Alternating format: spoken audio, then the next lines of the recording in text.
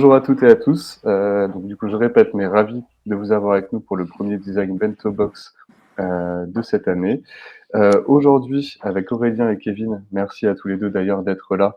On va parler Figma. On va se concentrer vraiment sur Figma. On va essayer de découvrir un peu qu'est-ce que c'est que l'outil Figma.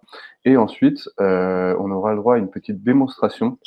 Alors, à la fois des fonctionnalités principales et aussi des fonctionnalités un tout petit peu avancées. Je précise également qu'on aura à la fin de cet événement tout un moment pour répondre à vos questions. Donc si vous avez des questions, essayez de les garder de côté et on se réserve 10 bonnes minutes au moins à la fin, donc de environ 13h50 à 14h pour répondre à toutes vos questions. Dernière petite intervention de ma part. Pour celles et ceux que le sujet, qui ont envie de se former à Figma, qui ont envie de découvrir le métier, du designer, sachez voilà qu'au Laptop, on a plusieurs formations sur le sujet. On a des formations qui sont vraiment concentrées sur Figma, des formations, qui sont plus larges sur l'UI et enfin cette année, c'est tout récent, c'est tout neuf, on lance un nouveau parcours qui regroupe ces différents modules de formation. Donc le parcours qui s'appelle Concevoir un design d'interface, où vous aurez dans ce parcours un module design UI, un module Figma et un module accessibilité, ce qui va vous permettre en fait d'apprendre à concevoir des interfaces numériques de manière responsable, avec aussi des notions d'éco-conception. Voilà, moi je vous embête pas plus avec la dimension publicitaire. On va passer tout de suite dans le concret. Et pour commencer, peut-être je vais laisser nos deux intervenants pardon, se présenter. Aurélien, est-ce que tu veux bien nous en dire un peu plus sur toi? Oui, bonjour à tous. Merci d'être venus à ce Design Bento Box. Du coup, Aurélien Barbier, moi je suis product designer depuis maintenant plus d'une quinzaine d'années. J'ai principalement travaillé pour des grands comptes, mais aussi pour des startups. Et j'aime bien un peu toucher à tout et surtout aussi les logiciels, même si je trouve qu'un logiciel, ça reste qu'un outil, mais c'est toujours intéressant de voir ce que fait un outil. Donc c'est ce qu'on va essayer de vous dépeindre aujourd'hui. Donc Kevin, à toi de jouer. Bonjour à toutes et à tous. Donc moi, je m'appelle Kevin Mercier. Je suis freelance depuis un peu plus de 8 ans maintenant. Et donc, j'interviens pour principalement deux types d'entreprises, soit des boîtes qui sont très digitalisées, plutôt profil startup, et des entreprises qui le sont un petit peu moins, où là, du coup, j'interviens du design d'interface avec des outils comme Figma jusqu'à l'intégration avec des outils no-code comme Webflow. Donc voilà, mes deux spécialités, vraiment centrées design d'interface. Merci à tous les deux. Bon, je précise aussi que vous êtes bien sûr tous les deux intervenants dans notre formation Figma et au sein du parcours Concevoir un design d'interface. Bon bah voilà, c'est parti, là on va pouvoir se lancer. Aurélien, je te laisse la main, je crois que tu voulais nous en Ouais. dire un peu plus sur Figma. Pas de souci. Ouais, effectivement, on va découper ça. On a essayé de structurer un peu notre truc parce que sinon, avec Kevin, on a un peu des pipelettes et vous auriez pu rester là jusqu'à minuit. Donc, du coup, on a découpé ça en deux parties. Moi, je vais faire une petite partie intro au début sur un peu Figma, qu'est-ce que c'est, à quoi ça sert, qu'est-ce qu'il regroupe. Et puis, Kevin, lui, il suivra avec du coup la démo dans le vif du sujet. Alors, hop, je vous partage mon écran. Tac. Et c'est parti. Tac. Hop là. Donc, effectivement, avant de commencer, on a dit qu'on centrait ça sur Figma. Figma, déjà, avant de commencer, c'est se demander à quoi ça sert et quel périmètre il va nous permettre de couvrir. Et en fait, c'est un des gros avantages de Figma, c'est qu'en fait, avec un logiciel, on va pouvoir couvrir tous les aspects, tout le process, tout le flow de production d'une application ou d'un service web. On va partir du wireframe qui sont plutôt des phases UX. On va pouvoir aller jusqu'au prototyping. Prototyping, il va nous permettre de faire du test utilisateur ou tout simplement de la spécification pour les développements. La hi-fi, c'est tout simplement aller jusqu'au design fini, poussé. Et puis, le handoff, c'est toute la partie communication avec les devs. Et on fait tout ça dans un seul logiciel de manière fluide. Ce qui va bien sûr aussi poser des questions d'organisation et de communication dans les équipes. Et ça, on peut en parler plus longuement dans vos questions si ça vous intéresse. Ensuite, ce qui est intéressant de se rendre compte aussi, c'est que Figma, hein, vous le savez tous, aujourd'hui, c'est la référence. Hein, il est quasiment seul sur le marché. Par contre, il a une particularité qui est assez spécifique et qui nécessite une organisation particulière. C'est que plutôt que d'avoir un abonnement pour accéder à un logiciel, on va avoir un abonnement pour accéder à une équipe. Ce qui fait que moi, par exemple, avec l'agence, je vais avoir 3 ou 4 abonnements pour me permettre d'accéder à tous les Figma de mes clients. Donc forcément, en termes d'organisation et puis de facturation, hein, ce n'est pas tout à fait la même chose.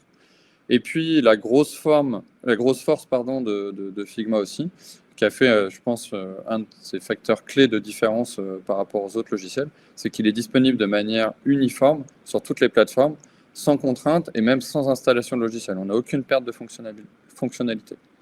Donc Figma, clairement aujourd'hui une référence sur le marché, avec très peu de concurrence en face.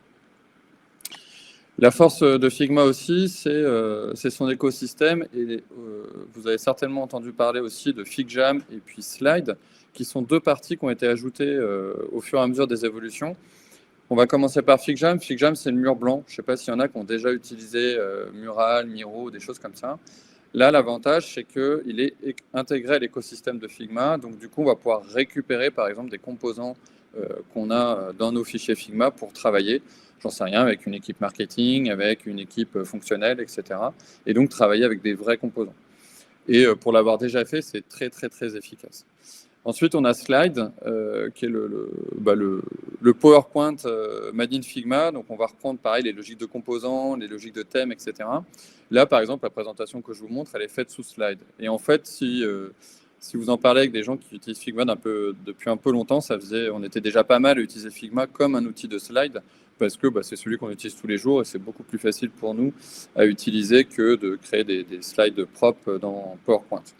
Donc aujourd'hui, tout ça fait partie de l'offre Figma en option. Ils ont annoncé il n'y a pas longtemps un changement de leur business model et ça va être intégré par défaut dans l'offre de base designer. Donc vous aurez accès à toute cette galaxie d'outils directement dedans.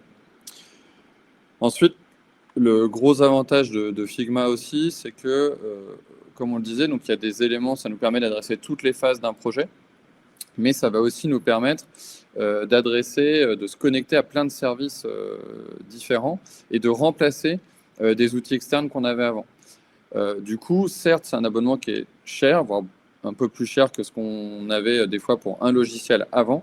Par contre, cet abonnement, il va vraiment englober tout ce dont on a besoin et on n'a quasiment rien à rajouter quand on veut utiliser Figma. Alors maintenant, ça change un petit peu puisque forcément, les choses qui viennent se connecter à Figma évoluent, proposent de plus en plus de services et donc du coup, demandent à être rémunérées pour ça. Mais la plupart des fonctionnalités sont gratuites et on va notamment comprendre là-dedans tout ce qui va être plugin qui va vous permettre d'augmenter les fonctions de Figma, par exemple sur de l'accessibilité, sur l'ajout d'icônes, sur des choses comme ça et de rajouter de la donnée externe. Ou tout simplement aussi de connecter pour charger des données que vous avez à l'extérieur à partir d'une Google Sheet, par exemple. Donc, si on regarde rapidement la concurrence, il reste Sketch, parce que XD, les développements ont été annoncés par Adobe comme étant arrêtés depuis maintenant quasiment 1 an. Sketch est clairement en train de perdre la main. Il y a encore des entreprises chez qui on utilise encore Sketch, mais moi, dans tous mes clients, j'en ai quasiment plus.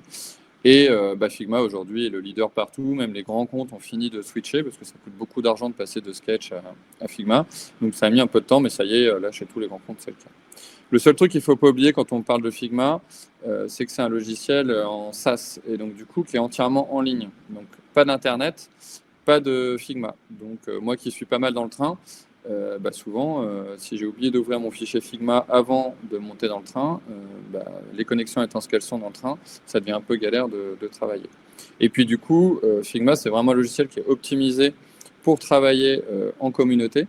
Et si vous êtes hors ligne, vous perdez toutes ces fonctionnalités-là. Et si vous êtes en équipe, du coup, vous désynchronisez de votre équipe. Donc, très puissant, mais à la fois, ça met en place des contraintes quand on est sur des pipelines beaucoup plus importants de production en équipe. Donc maintenant, on va se demander, est-ce que finalement, Figma, ils sont en situation de monopole. Pourquoi? Est-ce que c'est le Graal, finalement, ce logiciel? Et en fait, on va voir comme... Alors ça, on aime bien faire ça, mais c'est voir les bons aspects et les mauvais aspects. Et donc, on va commencer par les bons et puis on va finir par 2-3 mauvais. Les bons aspects, oui, principalement parce que Figma a beaucoup de fonctionnalités que clairement les designers reconnaissent comme quasiment magiques. En tout cas, moi, ça m'a fait gagner beaucoup de temps cerveau disponible pour des tâches où j'avais un peu plus de valeur ajoutée. Donc voilà, donc on va passer rapidement un petit peu ces fonctionnalités pour vous éclairer un petit peu plus sur ça. Le premier truc, c'est que Figma, c'est vraiment un logiciel qui a été optimisé pour faire du digital, pour vraiment dans ce but-là. C'est-à-dire qu'on n'est pas en train de détourner un Illustrator ou un Photoshop qui était prévu pour l'imprimer, pour en faire quelque chose de digital, parce que c'était ça il y a une dizaine d'années. L'avantage là, c'est que Figma, par exemple, si on a la petite illustration, c'est que vous allez pouvoir du coup directement designer Pixel Perfect. Alors le Pixel Perfect, hein, c'est pareil, hein, si vous voulez qu'on en débatte dans le moment de questions, il n'y a pas de souci. Mais l'idée, c'est quand vous produisez un picto, que ce picto il puisse être optimisé pour tomber sur les pixels de l'écran. Figma, par défaut, chaque élément que vous allez positionner dans l'écran sera pixel perfect. Alors, c'est pas aussi simple que ça, hein, sinon ça se saurait, mais on voit que l'écosystème, enfin l'environnement de production Figma est déjà prévu pour ça. Pareil, vous allez pouvoir générer facilement des grilles. Tous les outils de base sont très simples à utiliser et permettent de générer tout ce dont vous avez besoin pour générer une interface tout à fait au niveau aujourd'hui. Donc Figma, quand vous rentrez dans Figma, vous êtes vraiment dans un environnement qui est optimisé pour faire du design web et du design applicatif et digital de manière plus large. Donc là, on va commencer à rentrer dans les fonctions magiques. Et là, petit clin d'œil à Kevin, parce qu'on a un petit débat sur l'usage de certaines d'entre elles, comme par exemple, du coup, l'auto-layout. L'auto-layout, c'est vraiment une fonction de mise en forme qui va permettre soit d'adapter un élément par rapport à ses enfants, donc aux éléments qu'il contient, soit aux enfants d'avoir un comportement par rapport au contenant. Et ça, ça paraît tout bête comme ça, mais ça va permettre de générer des boutons qui s'adaptent à la taille. Kevin vous en fera la démo tout à l'heure, à la longueur du contenu qu'ils ont. Soit ça va permettre de positionner les éléments les uns par rapport aux autres. Et en fait, au final, quand vous poussez le truc un petit peu plus loin, c'est tout ce qui va être responsive. Bien sûr, dans ces fonctions magiques, on a aussi la logique de composants. Et ça, vous en avez certainement déjà entendu parler. Figma est complètement orienté design atomique, c'est-à-dire que vous pouvez vraiment reproduire toute cette méthodologie et ainsi vous faciliter la vie et industrialiser votre design. Donc voilà, vous avez aussi tout ce qui va être variant, qui va vous permettre encore une fois d'industrialiser le design. Ah bah voilà. Et le top du top de l'industrialisation, c'est sorti il y a un peu plus d'1 an et demi maintenant, et avec la grosse mise à jour la dernière grosse mise à jour de juin, ça devient vraiment complètement opérationnel. Ce sont par exemple tout ce qui va être variable. Et là, variable, on se rapproche aussi de quelque chose d'assez technique, puisque du coup, on va être beaucoup plus proche des devs. Et un des gros objectifs de Figma, enfin, je trouve une des directions de Figma qui incite beaucoup les designers en fait à être finalement très très proches des devs et du langage des devs. Et donc, plus vous serez proche du langage des développeurs, plus ce que vous livrerez sera facile à intégrer et facile à être utilisé par la technique. Et donc là, les variables, c'est reproduire tout le système de variables qu'utilisent les développeurs. Alors je simplifie le trait, hein, c'est pas aussi simple que ça, mais il y a des ponts de plus en plus faciles et évidents entre les deux. Et d'ailleurs, ça risque de créer de grosses mutations dans nos métiers dans les années à venir. Donc c'est vraiment des fonctionnalités qui sont à suivre, tout ce qui va être logique de composants, logique de variables, de variants, hein, il ne faut pas confondre les deux, pour vous permettre d'industrialiser et de savoir comment vous générez vos composants en fonction du public à qui ils vont être adressés, qui va les consommer, qui va les utiliser. Est-ce que c'est vous tout seul dans votre coin sur votre projet, ou alors est-ce que c'est une équipe de 50 designers qui vont consommer vos composants, ou alors est-ce que c'est carrément une équipe marketing qui ne connaît rien en design qui doit les utiliser. Et dans ces cas-là, vous n'allez pas utiliser les mêmes fonctions et pas les concevoir de la même façon. Et ça, c'est aujourd'hui, je trouve, ce qui est passionnant dans notre travail, du coup, de concevoir ces composants et de réfléchir à leur utilisation. Bien sûr, Figma, c'était une de ses grosses forces aussi, c'était la façon qu'il avait d'aborder le prototypage. Le prototypage, ça a beaucoup changé dans les dernières années, les derniers mois. Les gens aujourd'hui les utilisent beaucoup plus pour le sens vrai, c'est-à-dire pour tester auprès des utilisateurs. Avant, c'était pour les développeurs, pour essayer de gagner un projet, etc. etc. Aujourd'hui, c'est devenu tellement facile de faire un prototype que du coup, ça libère un petit peu la facilité à faire du test utilisateur et ça va vous permettre de valider vos concepts, valider vos designs, valider ce que vous avez fait. Donc du coup, dans le prototypage, en fait, vous allez pouvoir aller assez loin, notamment depuis les mises à jour de cette année, puisqu'on peut aller quasiment sur des logiques de dev avec des logiques de boucle et du coup de validité d'options pour pouvoir faire réagir le prototype. Ce qui va permettre de simplifier aussi la maintenance de vos prototypes quand vous allez devoir faire des itérations et du coup différentes versions de vos prototypes. Donc vraiment un outil très puissant pour le prototypage et qui va vous permettre de partager facilement vos designs aussi. Et puis après, Figma, c'est aussi très puissant pour l'animation. Mais attention, c'est puissant pour l'animation dédiée comment dire, à de l'application et pas de l'animation pour faire du motion design. Donc, en tout cas, pour ceux qui ont connu Flash, s'il y en a qui ont connu Flash dans l'audition, on est très proche de la même logique. C'est-à-dire qu'on définit une image A, on va vers une image B, et c'est le logiciel qui calcule tout ce qui se passe entre les deux. Alors, vous avez un petit peu de marge de manœuvre, un petit peu de réglage possible, mais finalement, c'est très simple à mettre en place avec des effets waouh qui sont assez simples à atteindre et sans faire fondre votre ordinateur parce que ça a consommé tout le processeur. Donc, côté animation, c'est parfaitement suffisant pour faire du mobile, des applications mobiles, enfin la plupart des animations qu'on voit aujourd'hui sur nos interfaces. Et dès que vous allez partager votre prototype, la personne qui va charger le prototype va profiter de ces mêmes animations de manière très très simple. De la même façon, on peut industrialiser les animations, c'est-à-dire que vous avez un effet de hover, c'est-à-dire quand je passe au-dessus d'un bouton, le changement d'état, Figma va vous permettre de l'industrialiser et d'éviter de régénérer une animation à chaque fois avec ce qu'on appelle les interactive components. Donc Figma, du coup, c'est un outil qui est très puissant sur la partie conception, on l'a vu, hein, c'est très orienté pour ça. Hein, la cible, c'est les designers, clairement, même si aujourd'hui, il y a beaucoup de métiers qui l'utilisent. Et il y a un métier en particulier qui est le métier qui arrive derrière les designers, c'est le métier des intégrateurs, et donc avec toute la partie hand-off. Il y a un mode spécial pour ça qui s'appelle le Dev Mode et qui va permettre de communiquer nos designs de la manière la plus simple possible aujourd'hui vers les développeurs. En fait, ils vont même pouvoir connecter leur outil de code directement à Figma pour afficher toutes les valeurs directement dans l'outil et plus qu'avoir, entre guillemets, à faire des copier-coller. Alors pareil, je vulgarise un peu le trait, hein, les flows ne sont pas toujours aussi fluides que ça, mais aujourd'hui, je l'ai déjà vu chez des clients, on génère un composant dans Figma, il est exporté directement en JavaScript et il est utilisable tout de suite par l'intégration et en gros, il n'y a plus qu'à connecter les tuyaux derrière. Ce qui est intéressant, c'est que Figma il va s'adapter pour communiquer soit en CSS, soit en langage d'application mobile, hein, soit Swift ou le langage Android. Et voilà. Et donc le DevMode, c'est un outil qui est une version d'affichage de vos designs qui va permettre de communiquer facilement avec les développeurs, dire qu'est-ce qui est prêt à être développé, quel était l'historique, quels changements ont été faits, etc., etc. Quels composants ça fait référence. Et puis on le voit aussi forcément toutes les notions de dimension. Donc Figma, on voit, c'est un outil qui va nous faciliter la communication aussi avec le reste de l'équipe de manière très fluide avec un seul fichier source. Donc ça, c'est pareil, c'est hyper puissant. Alors maintenant, si on allait voir un petit peu les limites de ça et voir un peu le côté obscur de toute cette puissance, vous allez voir, il n'y a pas beaucoup de points, mais c'est quand même important de se dire qu'un logiciel, il a quelques limites avant de continuer à l'utiliser et de savoir pourquoi on l'utilise surtout.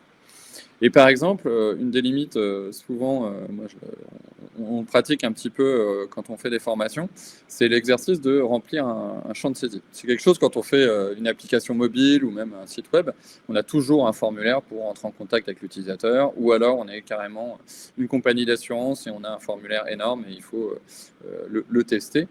Et souvent, ce qu'on oublie, c'est que générer des champs de texte, c'est l'effort le plus important qu'on peut demander à un utilisateur. Donc du coup, c'est intéressant de le tester. Et tester un champ de texte, c'est pas si simple que ça, parce que dans Figma, en fait, on n'a pas de composant, de réalité technique que c'est un champ de texte.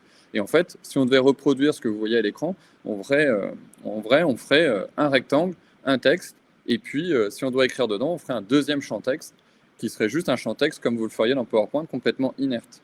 Donc en fait, ça veut dire que dans Figma, par exemple, on ne peut pas tester le remplissage d'un champ de texte et donc tester la difficulté perçue par un utilisateur au remplissage d'un formulaire, puisque le mieux que vous allez pouvoir faire, c'est effectivement, on peut animer lettre par lettre, mais vous n'allez pas reproduire lettre par lettre des mots entiers. Vous allez faire un clic et ça affiche le mot entier. Et donc, du coup, si vous demandez à votre utilisateur s'il a trouvé que c'était long ou rapide, bah forcément, c'est très, très biaisé. Donc, en fait, Figma, du fait de son outil, son côté très design orienté encore, même s'il se rapproche de plus en plus du dev, ça nous amène des limites sur des composants assez basiques comme celui-là. Et ensuite, pareil, juste dernier petits éléments sur le prototypage. Si vous faites des prototypes trop complexes, ça peut aussi avoir vous pouvez commencer à avoir des petits problèmes de performance. Ensuite, je le précisais tout à l'heure, hein, c'est le pendant de ce qu'on expliquait tout à l'heure, que vous allez créer vos composants en fonction des gens à qui vous allez les faire. Mais ces choix, ils vont vous offrir des possibilités et surtout, ils vont vous mettre des contraintes. C'est-à-dire que quand on décide d'utiliser des properties pour mettre en avant des données qu'on peut changer dans un composant sans avoir besoin de rentrer dedans, forcément, ça veut dire qu'on met l'accent sur ces propriétés-là et que la personne qui ne connaît rien, elle va utiliser que ça et elle n'ira pas modifier d'autres choses. De la même façon, ça veut dire qu'il faut que vous ayez prévu tous les cas que la personne va pouvoir rencontrer pour qu'elle puisse faire varier le composant qu'elle utilise, activer, j'en sais rien, si on prend un bouton par exemple, il faut prévoir qu'il soit actif, inactif, l'effet de survol, etc., pour que la personne elle puisse réagir correctement. Et ça, forcément, c'est des choix techniques qui vont vous obliger à mettre en place une organisation de vos composants et qui, par exemple, peuvent vous mettre en face des contraintes pour l'animation. Donc, en fait, dans Figma, comme dans n'importe quel logiciel et dans n'importe quelle équipe, vous allez réfléchir un peu de manière design ops, c'est-à-dire vous dire, bon, attendez, à qui je m'adresse, qui va consommer, qui fait quoi avec, et dans quelle envergure je vais en avoir besoin. Donc voilà. Donc du coup, vous allez avoir à faire des choix, et ces choix, il faut avoir conscience de ce qu'on fait et pas faire ça un peu comme ça parce que ça vous semble bien, mais le faire en conscience pour pouvoir réagir en fonction des possibilités, des limites que ça vous offre. Et enfin, le dernier point, je crois que j'ai pas mis de slide. Voilà, je voulais juste vous le repréciser par rapport à l'animation, mais c'est sur le. Il faut pas croire que Figma c'est un logiciel de motion design. Vous n'aurez pas plusieurs timelines, vous n'aurez pas tous les éléments bougent en même temps, etc., etc. Donc ça suffit pour tout ce qui est micro-animation, mais par contre, vous ne pourrez pas aller dans des animations poussées de manière très simple et fluide dans Figma. Donc voilà pour le petit tour rapide du propriétaire. Et puis on vous propose du coup moi je repasse la main à Kevin qui va vous faire ça, vous montrer ça en vrai, comment ça se passe, de tester ça sur deux petits cas pratiques. On a pris un site que tout le monde connaît, Airbnb, et puis on s'est amusé à le reproduire, enfin surtout Kevin. Et puis il va vous présenter comment produire cette page. Vous allez voir en un tour de main.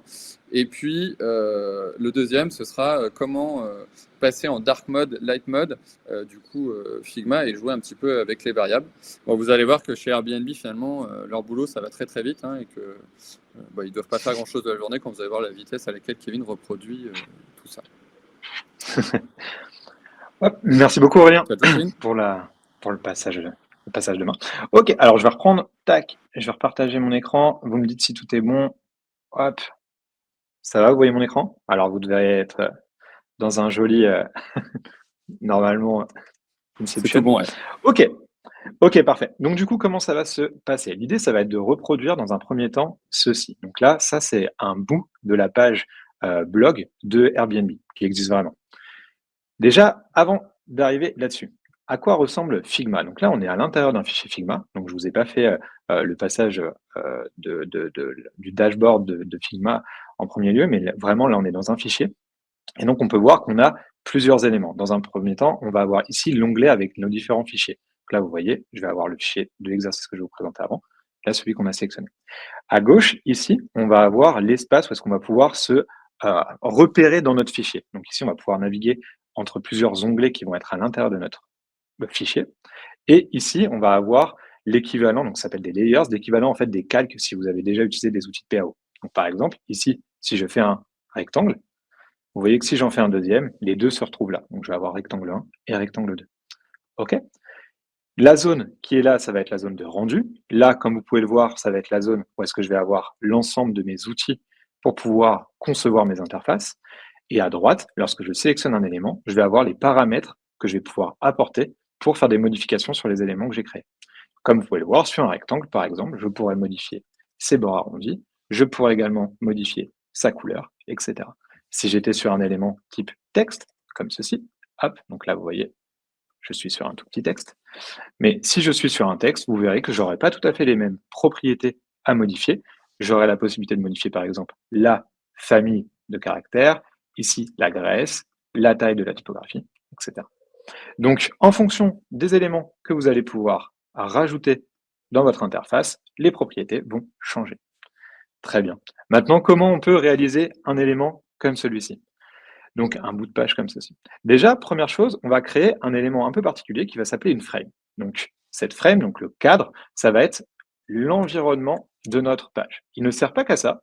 En réalité, dans Figma, on dit souvent que tout est frame, pour la simple et bonne raison que vous allez emboîter des frames dans des frames. Il y a une petite différence avec les rectangles, c'est que les rectangles sont simplement des formes. Là, vraiment, vous pouvez voir ça comme plutôt une boîte. Donc, à l'intérieur de cette frame, je vais pouvoir positionner d'autres éléments. Ici, donc, je vais pouvoir renommer cet élément. Donc, j'ai deux façons de renommer. Soit je double-clique sur ma frame là, soit je renomme ici. Et là, je vais l'appeler blog. OK, très bien. J'ai mon environnement. Pour pouvoir continuer, ici, vous voyez que là, mes éléments sont tous bien alignés et ça rend les choses plutôt propres. Pour pouvoir faire la même chose, je vais m'aider d'une grille. Pour pouvoir créer une grille, voilà comment ça va se passer. Je vais sélectionner ma frame qui est là, et ici, je vais avoir un élément qui s'appelle Layout Grid.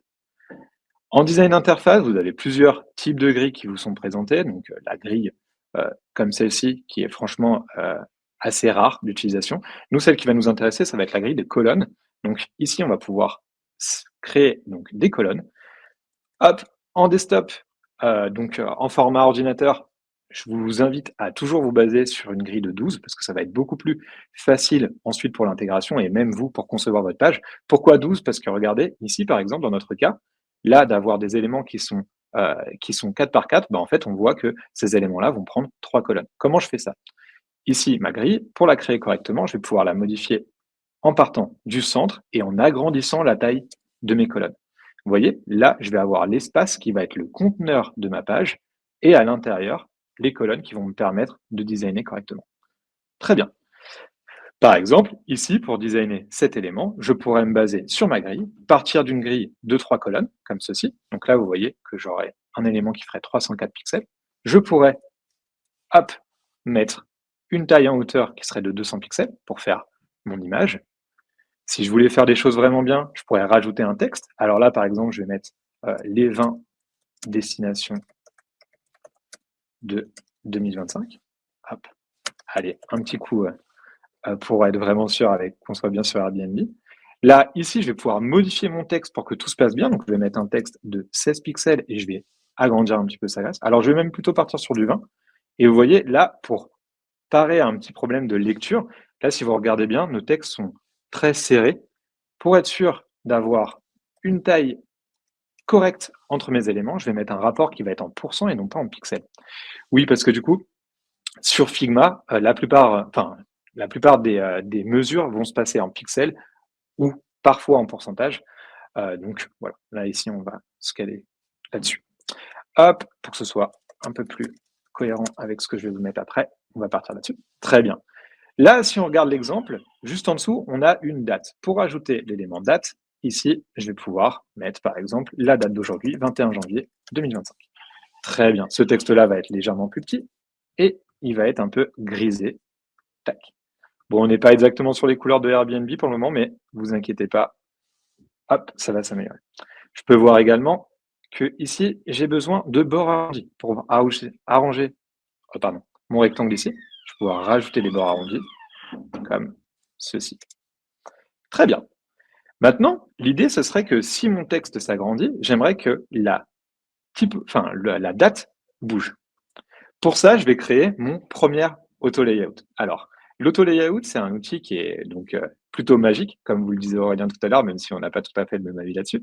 L'idée, c'est que vous allez pouvoir gérer la disposition de plusieurs éléments dans une boîte qui va être du coup un auto-layout. Ça va se passer comme ceci. Là, je vais pouvoir sélectionner l'ensemble de mes éléments. Et ici, vous voyez, je peux rajouter un auto-layout. L'auto-layout, il va me permettre de changer plusieurs paramètres. La direction, dans un premier temps, donc là, vous voyez que mes éléments sont alignés de façon verticale. Si je change, vous voyez qu'ils sont alignés de façon, hop, horizontale. Il va me servir à positionner mes éléments, enfin, à gérer l'espacement entre mes éléments. Donc là, par exemple, je vais mettre 12 pixels entre mes éléments. Gérer l'alignement. Donc là, vous voyez que, en fait, celui-là est à droite. Pourquoi? Parce que celui-ci est un peu plus petit et que mes éléments sont actuellement à droite. Si je le mets au centre, il sera au centre. Si je le mets à gauche, il sera à gauche. Et là, l'intérêt, c'est quoi? C'est que la taille en hauteur de ma carte, elle, est en hug content. Alors, hug content, qu'est-ce que ça veut dire? Ça veut dire qu'en fait, la taille de mon auto layout va s'agrandir en fonction de ce qu'il y a à l'intérieur ou rétrécir en fonction de ce qu'il y a à l'intérieur. Petit exemple, hop, ici, si je prends du texte, vous voyez, j'ai rajouté du texte et ça a poussé la date qui se trouve juste en dessous. Petit côté un peu magique. Ok, cet élément-là me convient bien. On pourrait voir que ça ressemble plutôt à un article de blog. Qu'est-ce que je vais faire? Plutôt que le dupliquer et du coup le modifier par la suite, en fait, pourquoi je ne vais pas le dupliquer? Ici, si je le dupliquerais et que j'apportais une modification et que maintenant je changeais d'avis et que là, je voulais modifier, hop, les radius, là, vous voyez, ça me l'a affecté que sur un élément. Plutôt que de faire ça, je vais prendre mon élément blog, qui est ici, article de blog, pardon. Je vais renommer un petit peu ceci, je vais l'appeler image. Et là, cet élément-là, je vais l'appeler blog, hop, article. Et je vais le passer en composant. Donc regardez, je le passe en composant, tac. Tout ce qui est violet sur Figma est apparenté aux composants. Et vous avez deux grandes catégories de composants. Vous avez les composants qui sont les main components, donc vous voyez, qui sont représentés par 4 losanges qui forment un losange. Et vous avez les seconds qui sont ceux-ci. Là, je prends, donc je vais dans mes assets. Mes assets, ça va être là que vont être référencés l'ensemble des composants que j'ai déjà créés. Ici, vous voyez, j'ai mon composant. Et celui-ci n'a pas le même icône. L'iconographie dans la partie de gauche ici est très très importante sur Figma parce qu'elle va souvent vous aider à vous repérer. Donc il va falloir faire attention aux détails, mais regardez, ici, je n'ai pas tout à fait le même élément. Ça, c'est une instance. Donc là, vous voyez, je vais en dupliquer, je vais en faire 2. Pourquoi elles sont différentes? Parce que si je modifie le composant principal, donc par exemple, là, je change la couleur de fond, vous voyez, ça le change sur tous les éléments. En revanche, si je change la couleur seulement sur une instance, donc sur le composant de deuxième catégorie, vous voyez que ça applique simplement une surcouche sur le duplicata du composant de base. J'espère que je ne vous complique pas trop les choses, mais en gros, ce qu'il faut retenir, c'est que celui-ci est l'original et ceux-là sont simplement des duplicata sur lesquels on peut ajouter des surcouches. Normalement, on évite de le faire, mais bon, c'était pour vous montrer comme ça. Ici, vous voyez, j'ai 2 éléments. Et là, l'auto-layout va avoir une autre importance. Si je veux faire les choses correctement, vous voyez que je me suis bien positionné par rapport à ma grille. Et maintenant, je peux attraper ces 2 articles, rajouter à nouveau un auto-layout. Donc, vous voyez, un auto-layout qui va être passé juste au-dessus de mes 2 articles. Cet élément-là, je peux l'appeler, hop, article, comme ceci. Alors, quand on sait écrire, c'est un peu mieux. Et ici, ça va me permettre quoi? Si je duplique, donc, l'auto-layout qui est là, vous voyez, il a une direction horizontale, avec un espacement de 20 pixels entre les éléments. Ce qui fait que, désormais, si je rajoute un nouvel élément, donc là, je duplique. Pour dupliquer, je vais simplement faire un commande D si vous êtes sur un ordinateur Apple. Si vous êtes sur un PC, vous pouvez faire CTRL D. Donc là, si je fais commande D, hop, vous voyez, je le duplique et il va se positionner comme par magie directement à droite.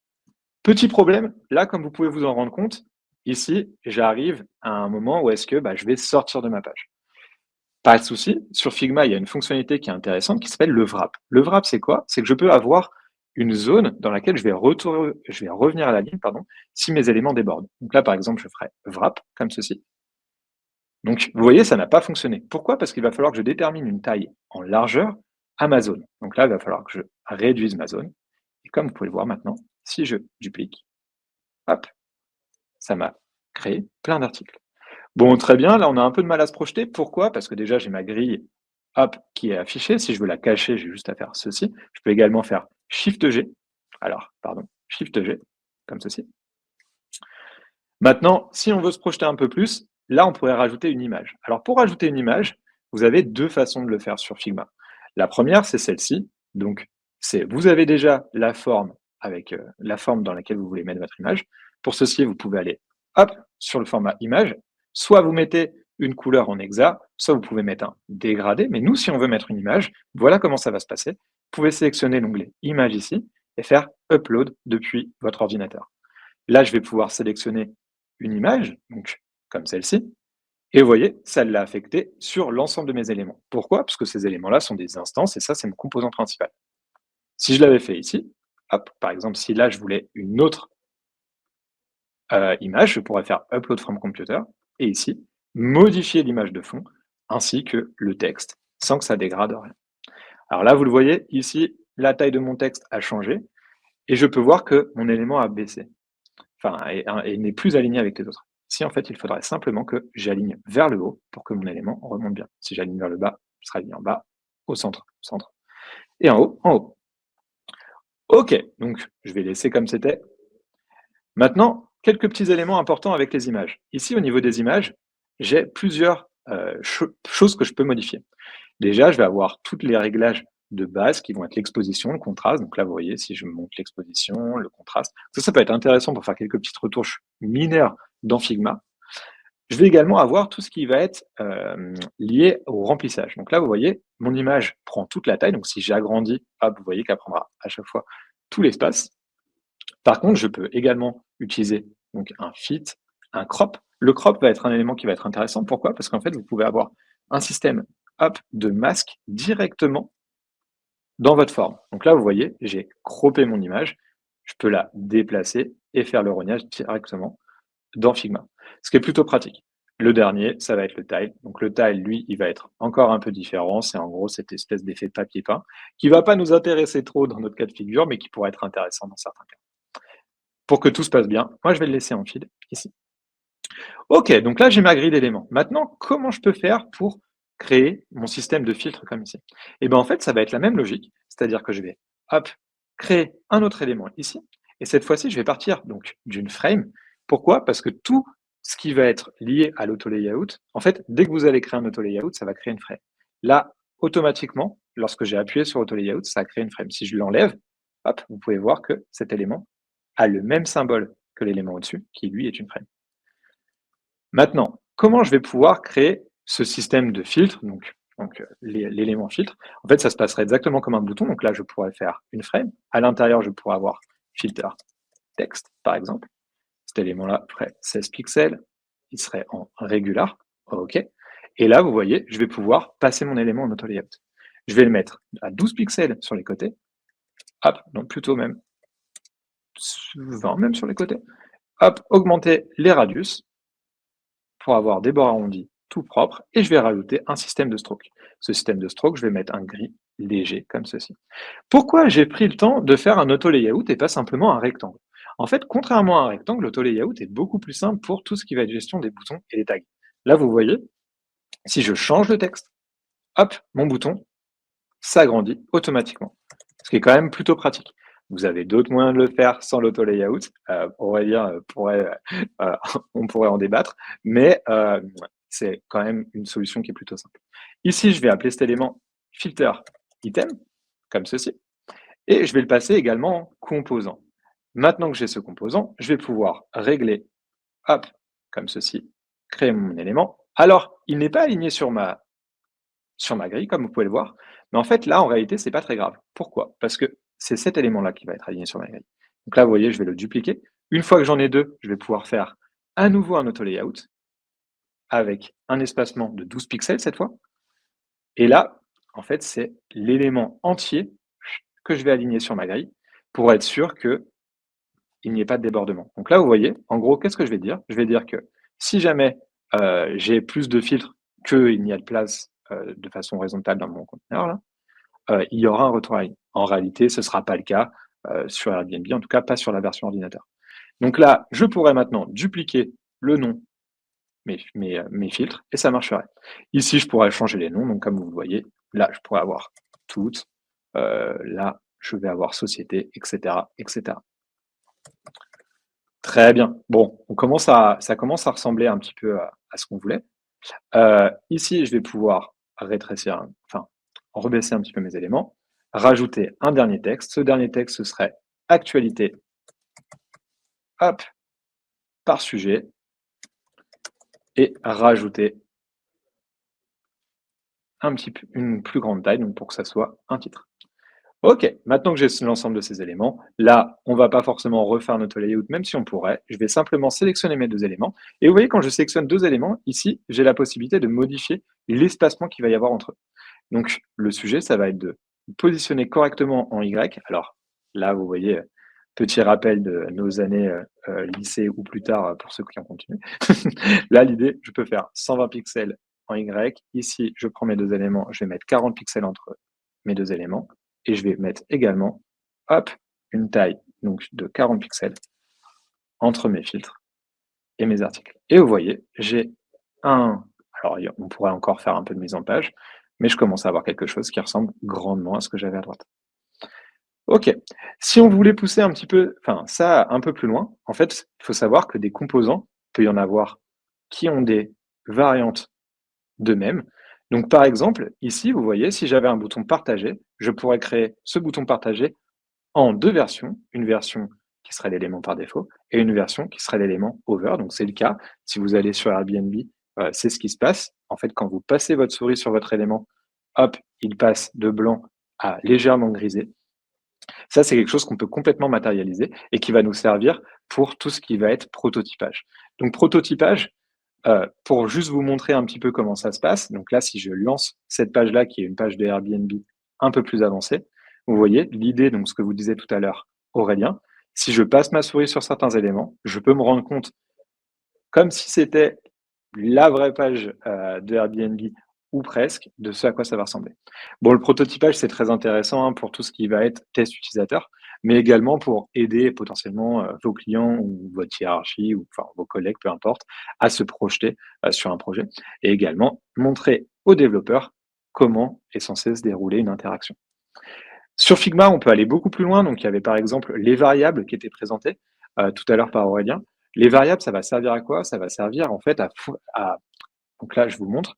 Des éléments vont avoir une valeur, comme par exemple ici, vous voyez, mes textes peuvent avoir des couleurs qui vont leur être associées. Et en fait, cette couleur va changer en fonction du contexte dans lequel on se trouve. Exemple typique de comment fonctionnent les variables. Je ne sais pas si vous avez déjà vu Airbnb en dark mode. En réalité, le dark mode n'est pas disponible normalement. Donc ici, si vous sélectionnez votre page, vous pouvez voir que toutes les couleurs sont reliées à des variables. Et en fait, là, je pourrais changer l'apparence de ma page pour la passer en dark.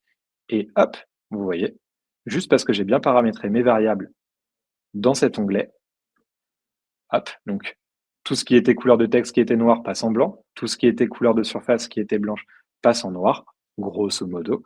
Et donc voilà, ça nous fait une inversion des couleurs qui va nous permettre de présenter une version light et une version dark à nos utilisateurs pour des tests ou à nos collègues pour de l'interaction, enfin pour de l'intégration. Voilà pour cette démo. Hop, est-ce que vous avez des questions par rapport à tout ça? Tac, je vous arrête le partage parce que le Inception. Ça va, je n'ai pas été trop long?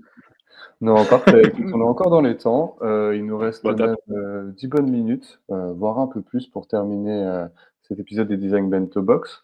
Donc, écoute, moi j'avais quand même une petite question et on commençait à y réfléchir un petit peu avec Aurélien.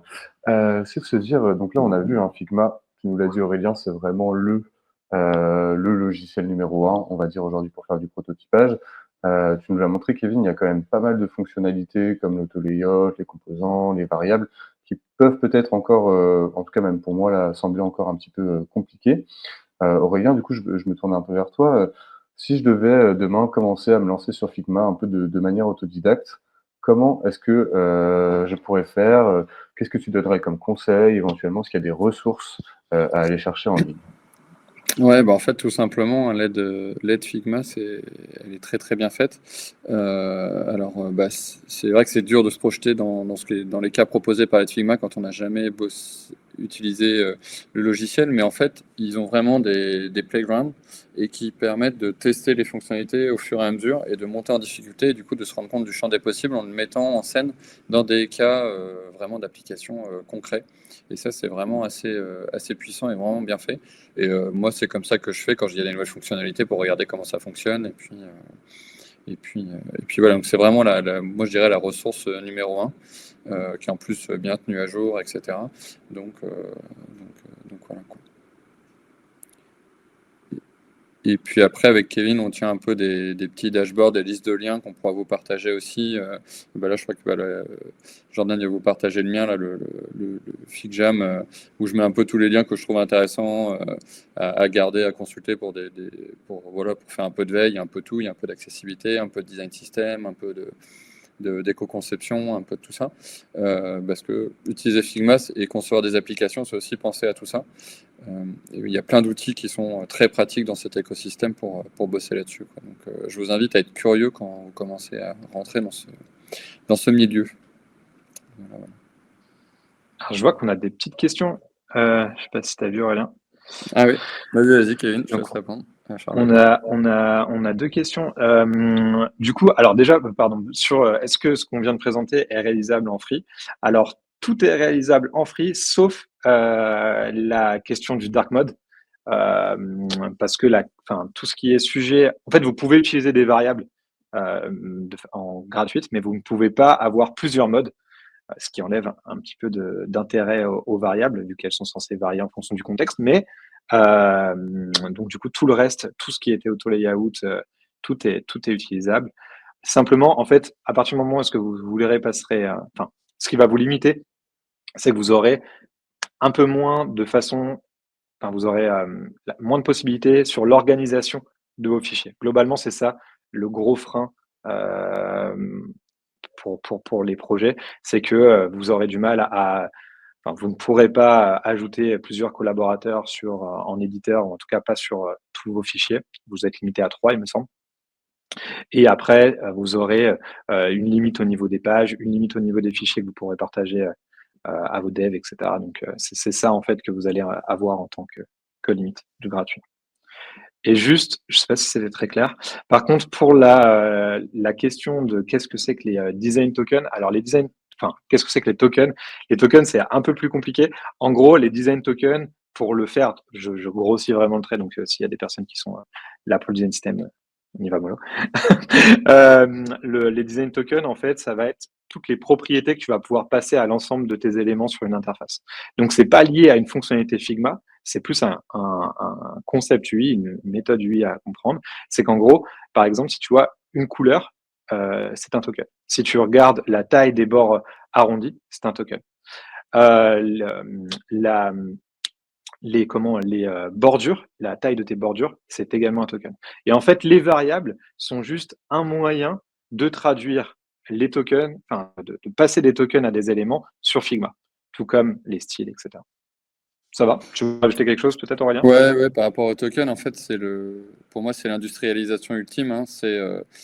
En fait, quand on regarde dans la définition pure, les tokens, c'est même un fichier externe qui est normalement agnostique. Alors, c'est le mot compliqué à placer en conversation dans les apéros, agnostique, mais du coup, qui est normalement chargé à terme. Je pense qu'on pourra avoir ce fichier à l'extérieur de Figma.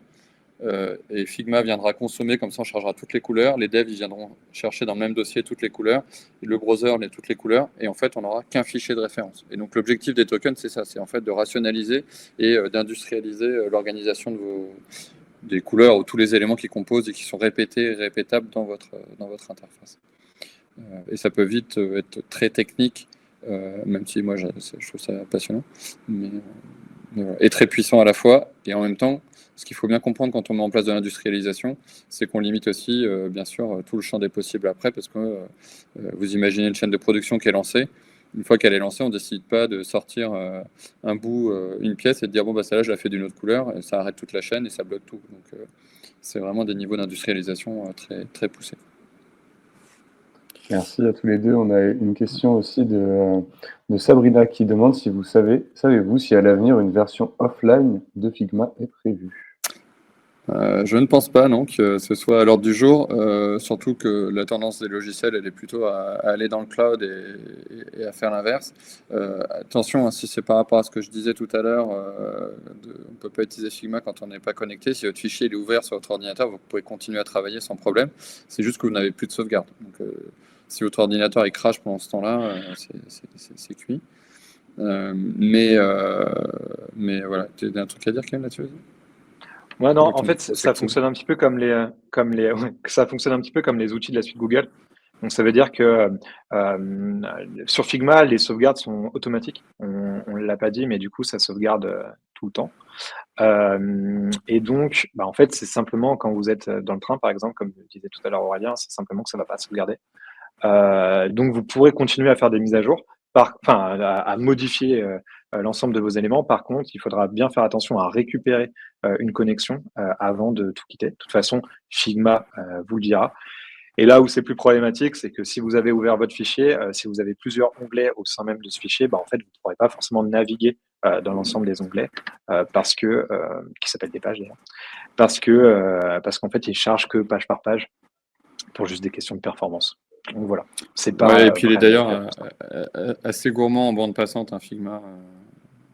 Donc attention, il faut avoir une bonne connexion pour son serveur. Donc exactement. désolé Sabrina, c'est pas pour tout de suite le mode offline. mais- Peut-être à la config 2025. Ouais, peut-être. Je pense pas. Mais Je verrai ça en live. Voilà. Alors pour ceux qui ne le savent pas, la config, c'est l'événement un peu annuel ou tous les 2 ans, Ouais, je ne sais c'est pas, ça, annuel. annuel, où Non, Figma annuel. annonce un petit peu toutes ces modifications. Donc c'est en juin, c'est ça? Elle est en Alors, mai cette cette année, année c'est à en mai. Londres. En mai. Bon, ça doit être ça. C'est un Moi peu j'avais le keynote version Figma. moi j'avais aussi une question. À un moment, Aurélien et Kevin aussi, je crois que vous avez parlé un petit peu des petits plugins qu'on peut trouver, des nombreuses choses qu'on peut ajouter. Est-ce qu'il y en a quelques-uns que vous recommanderiez pour des gens un peu qui se lancent sur Figma? Est-ce qu'il y en a qui sont censés aider un petit peu les débutants ou est-ce que non, pas du tout? Moi, je dirais pas pour aider spécialement les débutants, mais par exemple, si vous vous intéressez un peu à l'accessibilité, il y en a un qui porte bien son nom, s'appelle Contrast, et qui va vous permettre de valider tous vos contrastes. Et il est intéressant parce qu'il permet de valider les contrastes avec l'algorithme d'aujourd'hui, mais aussi le potentiel futur algorithme qui va être utilisé. Et, euh, et voilà. Et en fait, vous avez vraiment. Normalement, si vous avez un problème sur Figma et que vous cherchez un plugin pour le faire, il y a quelqu'un d'autre qui a déjà eu le problème et il doit y avoir le plugin quelque part qui le fait aussi. Donc moi, je pense surtout à celui-là parce que c'est un de ceux que j'utilise le plus au quotidien. Kevin, tu en avais peut-être d'autres, toi, en tête? Franchement, moi, j'utilise pareil pour tout ce qui va être accessibilité, mais sinon, en fait, oui, voilà, la question plutôt des bons plugins, c'est que généralement, si vous n'êtes pas capable de faire quelque chose avec les fonctionnalités natives, comme le disait Aurélien, donc les fonctionnalités qui sont préinstallées, qui sont de base sur Figma, c'est à ce moment-là que je cherche des plugins. Donc, moi, je m'en sers pas mal pour tout ce qui va être mockup. Donc, alors les mockups, ça pas tout à fait ce que présentait tout à l'heure Aurélien, mais en réalité, vous allez avoir un ordinateur et vous voulez mettre votre écran dedans pour faire une démonstration, pour montrer un petit peu à quoi ça pourrait ressembler ou juste pour un aspect vitrine. Ça marche. Il y en a des qui sont très bien. Donc, il y a Mockup, justement, qui fonctionne comme ça. Après, non, pas pour le coup, je m'en sers vraiment quand j'en ai besoin, quoi. Donc, je cherche quand j'en ai besoin. Mais il n'y en a pas que j'utilise, que je pourrais conseiller vraiment aux débutants, quoi. Ouais, après, vous allez trouver quand vous débutez, si, peut-être ça. Hein, même moi, je suis pas trop pour, mais tout ce qui va être bibliothèque de Picto, etc. Vous allez pouvoir charger. Attention, hein, le livre de droit, c'est pas toujours libre de droit. Vérifiez quand même d'où viennent les informations que vous récupérez, les designs que vous prenez. Mais ça va vous permettre de charger rapidement des choses qui viennent de Fontosum ou Noon Project ou des choses comme ça. Et donc, du coup, de profiter de tout ça, quoi. Faites attention parce qu'effectivement, quand vous utilisez un plugin, vous utilisez quelque chose qui est tiers, qui n'est pas Figma. Donc faites attention un peu à la source depuis laquelle vous avez utilisé. Un truc qui est hyper important dont on n'a pas parlé, qui vous sauvera certainement la vie quand vous débutez, c'est tous les EUKits, ça c'est très récent. Figma a ajouté par défaut l'accès à des UI-kits. Donc les UI-kits, c'est des kits de composants qui vous permettent de reproduire une interface.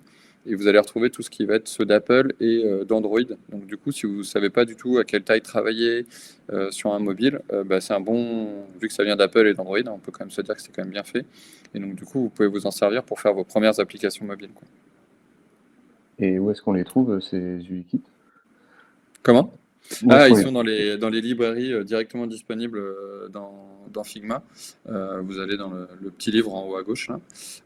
Oui, en haut à gauche, juste au-dessus de vos pages. Et là, vous allez les trouver, ils s'affichent tout de suite, hein, en premier niveau. Et il suffit de cliquer, les activer, et puis vous les avez tout de suite à disposition. Et comme on voyait tout à l'heure, Kevin, glisser, déposer des composants. Après, vous pouvez le faire avec tous les boutons de l'interface, les claviers notamment. Et ça, les claviers à trouver, c'est balèze, en bonne qualité. Et là, tout est en vectoriel, donc c'est hyper pratique. Ne la reproduisez pas surtout. Alors, Maxence, bonne question. Oui, alors c'est un petit clin d'œil que Kevin me fait parce qu'en fait, on a un débat sur l'auto-layout. Moi, je suis pour mettre le moins d'auto-layout possible, même si je reconnais que c'est une fonction très très puissante. En fait, là, dans le cas que Kevin présentait, je pense que j'aurais quand même pris un auto-layout. Mais en fait, sinon, c'est en utilisant les contraintes, en fait, tout simplement, qui sont très peu utilisées côté designer et qui permettent souvent de reproduire les comportements responsive les plus poussés. Et donc, du coup, si tu veux explorer par là, le mieux, c'est d'aller voir tout ce qui va être contrainte. Donc, les contraintes, c'est comment on va réagir à un élément qui est contenu dans une frame, quand cette frame est déformée. Donc, tu imagines que tu mets des petites ficelles à droite et à gauche. Et donc, s'il y a des petites ficelles qui sont rigides, quand tu tires, ça déforme l'élément qui est à l'intérieur. Tu peux aussi dire, je veux le fixer mettre une ficelle que à gauche et l'élément ne bougera pas à gauche. Et donc, du coup, restera stable. Et donc, du coup, c'est comme ça qu'on pourrait reproduire ce que faisait Kevin tout à l'heure en déplaçant en agrandissant nos boutons en fonction de la longueur du texte. En fait, c'est ce qui existait avant l'auto-layout, parce que l'auto-layout, ça n'a pas toujours existé dans Figma. Et c'est comme ça qu'on reproduisait des comportements. Ceux qui, pour moi, maîtrisent les composants les plus avancés, c'est ceux qui utilisent auto-layout et contrainte en même temps. Donc, voilà. Et pas des auto-layouts partout, s'il vous plaît. Même si c'est très tentant de faire Shift A tout le temps.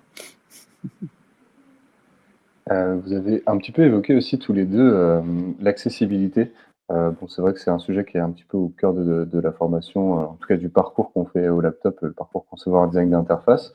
Est-ce que peut-être, Kevin, tu voudrais nous en dire un peu plus sur ce qu'est l'accessibilité et rapidement quelques bonnes pratiques? Pour être très concis, l'idée de l'accessibilité, c'est même pas l'idée, c'est le cœur même de l'accessibilité, c'est de faire en sorte que l'ensemble des interfaces qu'on va créer soient accessibles par le plus grand nombre de personnes. Donc, quand on dit accessible, c'est quoi? Ça veut dire que, par exemple, si j'ai des problèmes de vue, je vais être sûr que les contrastes de couleurs soient bien respectés pour faire en sorte que la personne puisse lire correctement. Pareil, tout à l'heure, je vous ai montré le sujet avec les typographies. En fait, l'interlignage qu'il va y avoir entre les textes est important parce que si je vais avoir des problèmes de vue, je peux avoir du mal à lire correctement le texte. Mais en fait, ça va pas être simplement les problèmes de vue, mais même les problèmes de mobilité, en fait. Par exemple, comment je peux naviguer sur une page si ma souris fonctionne mal. Donc, pour ça, je vais avoir tout un tas de normes et de bonnes pratiques à mettre en place pour être sûr que le plus de personnes possible puissent correctement consulter et utiliser mes interfaces. Voilà. Globalement, après, si on veut aller plus dans le détail, là, pour le coup, il nous faudra un peu plus de temps. On a d'ailleurs un épisode des Design Bento Box qui est un petit peu consacré à l'accessibilité, si vous voulez. Écoutez, Kevin, Aurélien, merci beaucoup pour d'avoir été avec nous. Il est 13h59, donc comme on avait prévu de finir à 14h, je pense qu'on peut conclure là, à moins qu'il y ait une dernière question qui pop, et auquel cas on pourra essayer d'y répondre. Je vois la question de Maxence, si ça va être un peu court pour en parler là, mais moi je pense que le métier du designer va beaucoup évoluer parce que du coup il y a beaucoup de choses entre lui et l'intégration qui vont évoluer. Si tu veux qu'on en parle, on peut s'en parler en dehors, il n'y a aucun problème. Et voilà, pour pas mettre tout le monde en retard. Après, alors du coup on te laisse, Maxence, éventuellement contacter Aurélien ou Kevin pour avoir une réponse à cette question, je pense directement sur LinkedIn. Peut-être on peut proposer aux gens de vous plus contacter. simple. Au plus Si vous avez envie d'en savoir plus. On a aussi une question de Marie. Allez, peut-être une dernière question. On parle beaucoup de l'introduction de l'IA dans Figma. Qu'en est-il? Il y a eu des premiers tests qui ont été faits par Figma avec un beau retour en arrière. Là, il y a des nouvelles fonctionnalités qui tout doucement arrivent, mais pour le moment, c'est pas l'IA comme on pourrait le penser, c'est-à-dire on prompte et ça va nous sortir une interface toute bien pensée par rapport au prompt qu'on a proposé.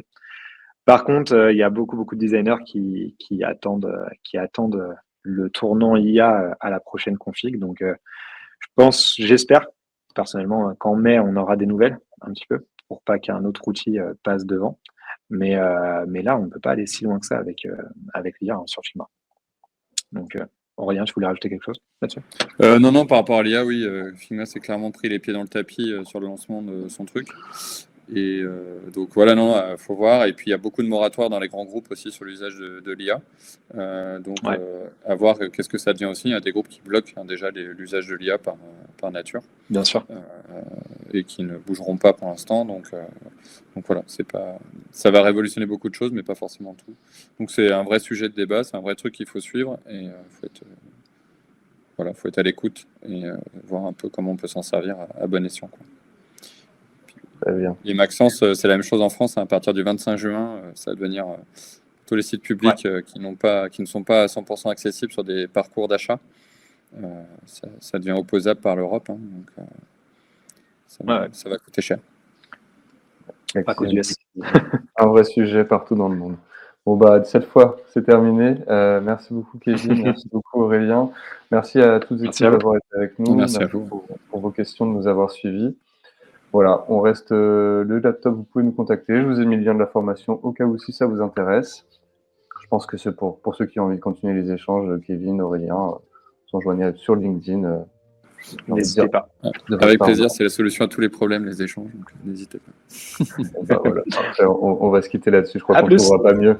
Merci à tous, au revoir. Salut. Bonne journée.